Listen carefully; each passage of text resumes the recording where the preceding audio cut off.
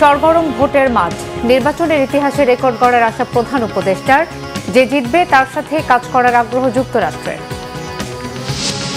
সিলেট থেকে ভোরে ঢাকায় ফিরলেন তারেক রহমান। পথে পথে ব্যাপক জাগরণ, ইনসাফের সরকার প্রতিষ্ঠার আশা। ভোট ডাকাতিতে সাবধান, হুঁশিয়ারি ডাক্তার শফিকের। একটি দল আতঙ্কের পরিবেশ তৈরি করছে, অভিযোগ নাহিদের।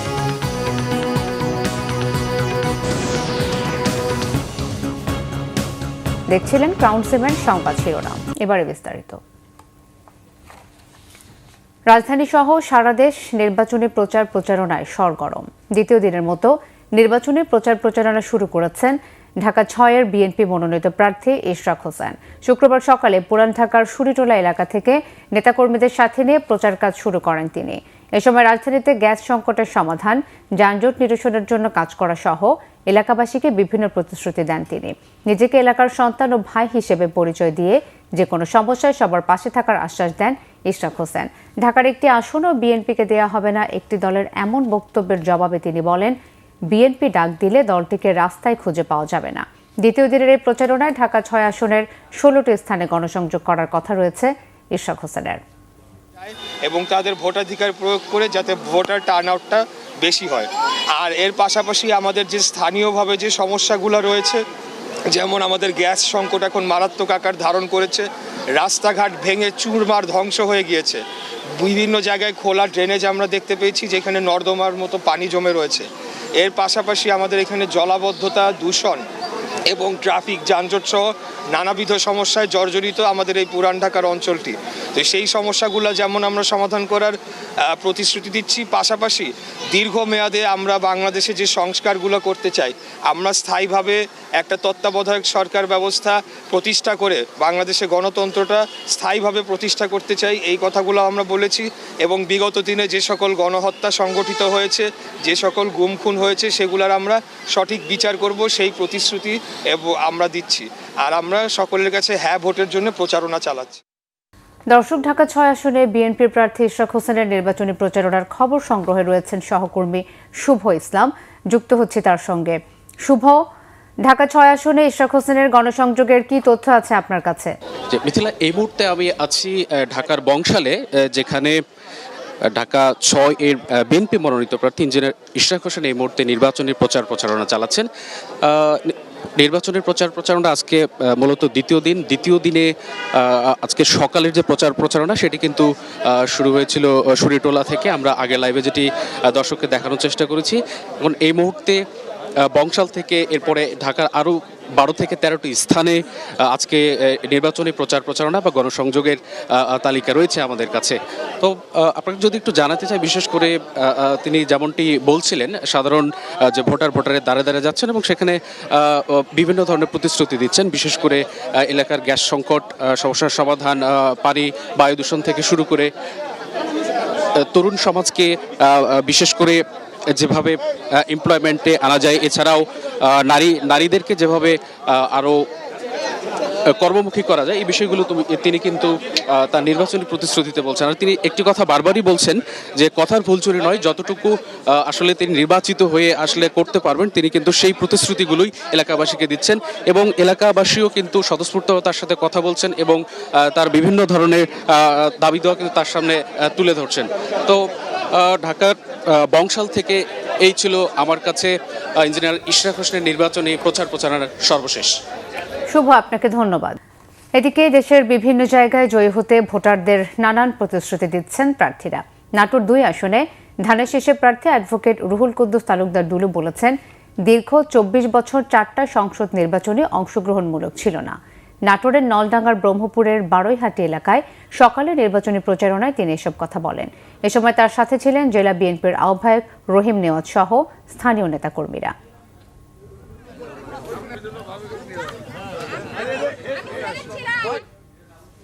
আগামী 12 ফেব্রুয়ারি সাধারণ নির্বাচন বাংলাদেশে ভবিষ্যতের সব নির্বাচনের জন্য একটি মানদণ্ড স্থাপন করবে বলেছেন প্রধান উপদেষ্টা অধ্যাপক ডক্টর মোহাম্মদ ইউনূস। বৃহস্পতিবার রাষ্ট্রীয় অতিথি ভবন যমুনায় ঢাকায় নবনিযুক্ত যুক্তরাষ্ট্রের রাষ্ট্রদূত ব্রেন্ট ক্রিস্টেনসেন প্রধান উপদেষ্টার সঙ্গে সৌজন্য সাক্ষাৎ করতে গেলে তিনি একথা বলেন। প্রধান উপদেষ্টা বলেন, সরকার আগামী 12 ফেব্রুয়ারি একটি অবাধ, সুষ্ঠু ও স্বচ্ছ নির্বাচন অনুষ্ঠানে সম্পূর্ণ প্রস্তুত। রাষ্ট্রদূত ক্রিস্টেনসেন বলেন, ফেব্রুয়ারির নির্বাচনে যেই জয়ী হোক না কেন তার সঙ্গে কাজ করতে আগ্রহী তার দেশ। তিনি অন্তর্বর্তী সরকারের গুরুত্বপূর্ণ সংস্কার কার্যক্রমের প্রশংসা করেন এবং গত 18 মাসে অধ্যাপক ডক্টর ইউনূসের নেতৃত্বের ভূয়সী প্রশংসা করেন। আসন্ন সাধারণ নির্বাচন, অন্তর্বর্তী সরকারের অনুমোদিত ব্যাপক শ্রম আইন, প্রস্তাবিত বাংলাদেশ যুক্তরাষ্ট্র শুল্ক চুক্তি এবং রোহিঙ্গা সংকট সহ বিভিন্ন বিষয়ে আলোচনায় স্থান পায়। যুক্তরাষ্ট্রের সাম্প্রতিক ভিসা নিষেধাজ্ঞা, যা বাংলাদেশ সহ 75টি দেশের উপর আরোপ করা হয়েছে, সে বিষয়ে আলোচনা হয়েছে। এ সময় সেখানে উপস্থিত ছিলেন জাতীয় নিরাপত্তা উপদেষ্টা ডক্টর খলিলুর রহমান এবং এসডিজি সমন্বয়কারী লামিয়া মোরশেদ। সিলেট থেকে ফেরার পথে বিভিন্ন জনসভায় তারেক রহমান জনগণের ভাগ্য বদলে ধানের শীষে ভোট চেয়েছেন। তিনি বলেন, বিএনপি বিজয়ী হলে দেশ দুর্নীতিমুক্ত ও ন্যায়ভিত্তিক ইনসাফের সরকার প্রতিষ্ঠা করবে। দেশ পুনর্গঠনে সবাইকে একসাথে কাজ করার আহ্বানও জানান বিএনপি চেয়ারম্যান। রিপোর্ট রিশাদ নাসরুল্লাহর। সিলেট থেকে ঢাকার পথে মৌলভীবাজার, হবিগঞ্জ, ব্রাহ্মণবাড়িয়া ও ভৈরবে নির্বাচনী জনসভায় বক্তব্য রাখেন তারেক রহমান। মৌলভীবাজারের শেরপুরে আইনপুর খেলার মাঠে সমাবেশে তারেক রহমান বলেন, দেশ বাঁচাতে হলে 12 ফেব্রুয়ারি নির্বাচনে ধানের শীষে ভোট দিতে হবে। জানান, এই নির্বাচনের মাধ্যমে দেশে গণতন্ত্রের সূচনা করতে চায় বিএনপি। যখন ধানের শীষ ক্ষমতায় ছিল, প্রত্যেক মানুষ মন খুলে কথা বলতে পেরেছে, সরকারের সমালোচনা করতে পেরেছে। যদি কোনো ভুল হয়ে থাকে সরকারকে বলতে হয়েছে। কোনো মানুষ গুমের শিকার হয়নি, খুনের শিকার হয় নাই। যখনই দেশে ধানের শীষের সরকার ছিল, তখনই আমরা দেখেছি এলাকার মানুষের উন্নয়ন হয়। যখনই ধানের শীষের সরকার ছিল, তখনই আমরা দেখেছি নারীদের, আমাদের মেয়েদের শিক্ষার ব্যবস্থাকে ফ্রি করে দেওয়া হয়। যখনই ধানের শীষের সরকার ছিল, আমরা দেখেছি কৃষক ভাইদের 5,000 10,000 টাকা পর্যন্ত কৃষি লোন মওকুফ করে দেওয়া হয়। এরপর হবিগঞ্জের শায়েস্তাগঞ্জের জনসভায় যোগ দেন তারেক রহমান। বিএনপি চেয়ারম্যান বলেন, দুর্নীতি নির্মূল সহ বিভিন্ন পরিকল্পনা বাস্তবায়ন করতে হলে 12 ফেব্রুয়ারি ধানের শীষে ভোট দিতে হবে। জনগণের সরকার প্রতিষ্ঠিত হওয়া দরকার এবং জনগণের সরকার প্রতিষ্ঠিত হলে একমাত্র জনগণের ভাগ্য পরিবর্তন হতে পারে এবং জনগণের ভাগ্য পরিবর্তন করতে হলে আমাদের দরকার এই যে আগামী 12 তারিখে যে নির্বাচন, এই নির্বাচনে অনেকে বলে ফজরের নামাজ পড়ে গিয়ে ভোটের লাইনে দাঁড়াতে হবে। আমি বলি না, ফজর না, এবার আপনাদের সবাইকে তাহাজ্জুদের নামাজ পড়তে হবে। তাহাজ্জুদের নামাজ পড়ে প্রস্তুতি নেবেন যাওয়ার জন্য। ফজরের নামাজের আগে দরকার হলে ভোট কেন্দ্রের সামনে গিয়ে আপনারা ফজরের নামাজ পড়বেন, জামাত করে ফজরের নামাজ পড়বেন। বুধবার রাতে ব্রাহ্মণবাড়িয়ার সরাইল উপজেলার কুট্রাপাড়া খেলার মাঠে তারেক রহমান বলেন, আগামী 12 ফেব্রুয়ারি দেশের মানুষের হারানো ভোটাধিকার পুনরুদ্ধারের দিন। যেখানে সঠিক মার্কা, সেই সঠিক মার্কায় সিল মারতে হবে। পরে ভৈরবে জেলা বিএনপি আয়োজিত জনসভায় যোগ দেন তারেক রহমান। সেখানে তিনি বলেন, ভোট নিয়ে এখনো ষড়যন্ত্র চলমান। গত 15 বছর যেমন আমির নির্বাচন হয়েছে, নিশিরাতের নির্বাচন হয়েছে, মনে আছে না? মনে আছে, আপনাদের ভোট দিতে দেয় নাই।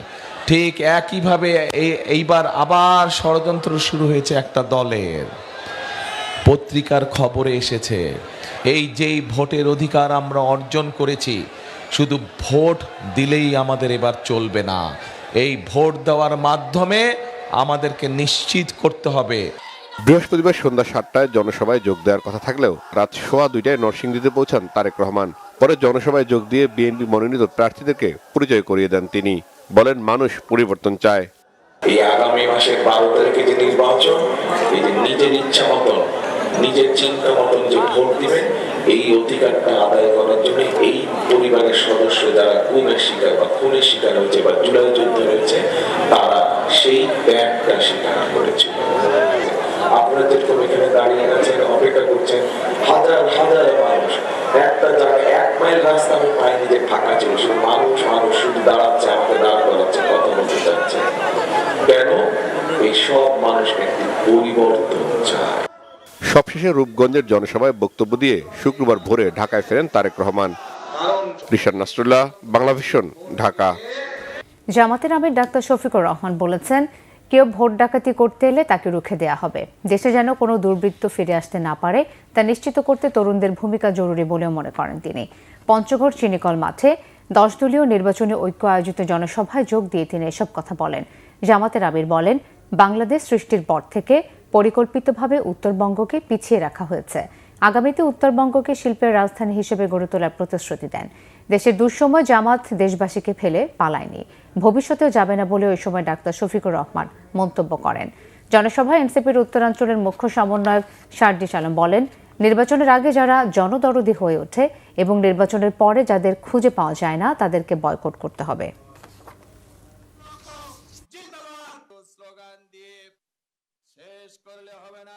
দেশবাসীকে ফেলে চরম দুঃখ বিপদের সময়ও কোথাও আমরা যাইনি।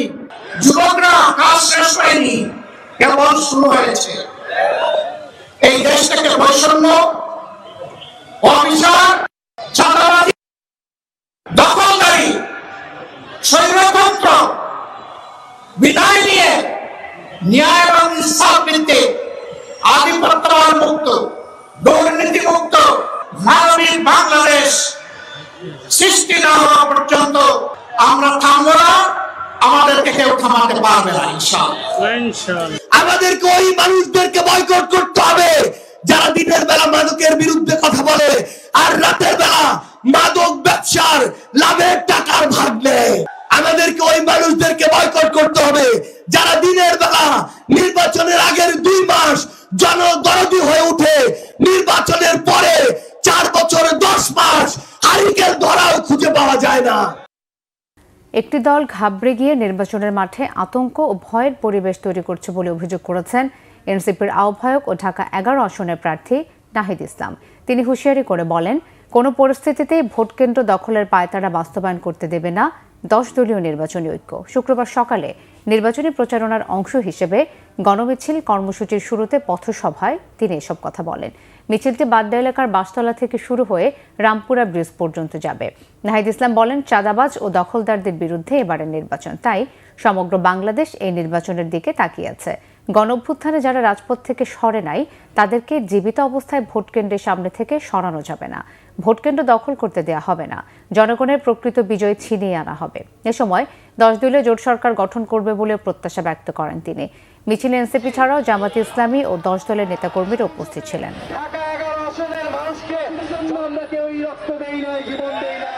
16 বছর ফ্যাসিবাদী ব্যবস্থার পরে যে নতুন নির্বাচন, যেই নতুন বন্দোবস্ত প্রতিষ্ঠার জন্য, যেই গণতন্ত্র প্রতিষ্ঠার জন্য, ইনসাফ প্রতিষ্ঠার জন্য এই নির্বাচনকে সফল করতে হলে, এই নির্বাচনের মাধ্যমে বাংলাদেশকে এগিয়ে নিয়ে যেতে হলে 10 দলীয় নির্বাচনী ঐক্যকে বিজয়ী করা ছাড়া কোনো বিকল্প নেই। আজ সরস্বতী পূজা। বিদ্যাশিক্ষার প্রত্যাশায় দেবী সরস্বতীর বন্দনায় হিন্দু ধর্মাবলম্বীরা।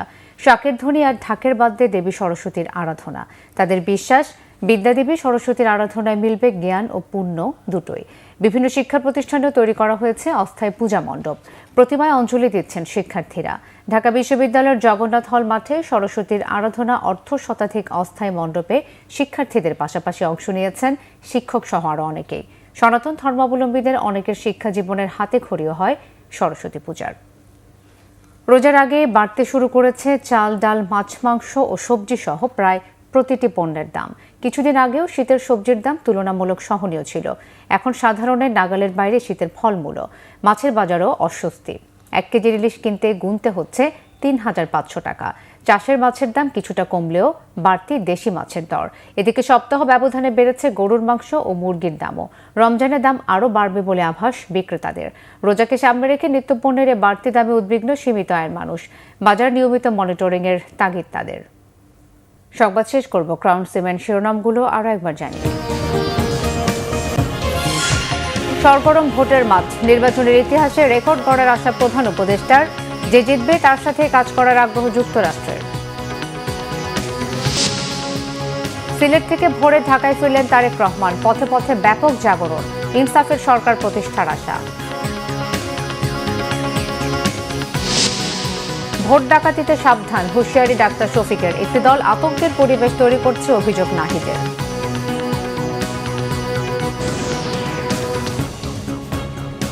এই ছিল এখনকার মতো। পরের সংবাদ বিকেল 4টায়। এর আগে 3টায় রয়েছে নিউজ টপ 10 দেখার আমন্ত্রণ রইল। ধন্যবাদ সবাইকে।